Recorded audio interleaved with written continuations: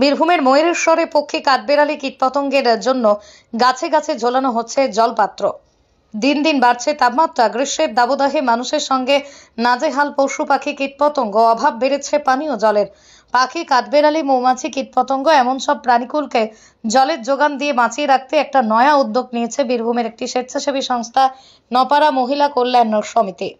বীরভূমের ময়ূরেশ্বর ২ নম্বর ব্লকের উলুকোন্ডা গ্রাম পঞ্চায়েতের বিভিন্ন গ্রামে গাছপালার ডালে ডালে শুরু করেছে মাটির জলপাত্র ঝোলানোর কাজ।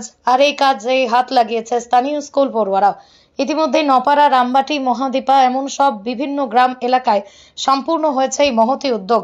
স্কুল ছুটি থাকায় বেশ কিছু পড়ুয়ারা স্বেচ্ছায় এমন সামাজিক কাজে হাত লাগিয়েছে। এলাকার মানুষের মধ্যে সচেতনতা বাড়াতে প্রত্যেক বাড়িতে বাড়িতে পাখিদের জন্য পানীয় জল রেখে দেওয়ার পরামর্শ দিচ্ছেন স্থানীয় শিক্ষক সুকুমার গড়াই, সমিতির পরিচালক চন্দন ব্যানার্জি, সভাপতি পম্পা ভদ্র সহ সমিতির অন্যান্য সদস্যরা। স্থানীয় স্কুলের অভিজিৎ দেবু, নানু, সুমিত্রা এই মহতী উদ্যোগ কাজে যোগ দিতে পেরে খুব খুশি। পাখিদের পানীয় জল পান করানোর সুবিধায় গাছে গাছে চেপে তারা ঝুলিয়ে দিচ্ছে মাটির জলপাত্র। তাদের কেন এই ভাবনা, সে কথা জানিয়েছেন সমিতির কর্ণধার চন্দন ব্যানার্জি। শম্ভুনাথ সেনের রিপোর্ট, দুবরাজপুর নিউজ। তোমরা এই বাগানে বাগানে এখন কি করছো? আমরা পাখিদের জন্য জল ব্যবস্থা করছি। ও, এটা কোন গ্রাম? এটা নপাড়া। এর আগে কোথায় করেছো? মহাদীপা, রামবাটি। রামবাটি হয়ে গেছে? হ্যাঁ। আর এই উদ্যোগটা কার, কে নিয়েছে উদ্যোগটা? আমাদের চন্দন কাকু। মানে ওই সেই নপাড়া মহিলা সমিতি? হ্যাঁ। বা এটা জল কিসের জন্য ঝুলিয়ে রাখছো বাগানে বাগানে, ভাড়ে ভাড়ে? আমরা পাখিদের জন্য জলটা ঝুলিয়ে রাখছি। বাহ, এই প্রচণ্ড গ্রীষ্মের দাবদাহ, তাই পাখিরা ঠান্ডা জল খাবে, তাই তো? হ্যাঁ। আবার এই পাখিগুলো আবার কালকে তো আবার জলগুলো চেঞ্জ করতে হবে।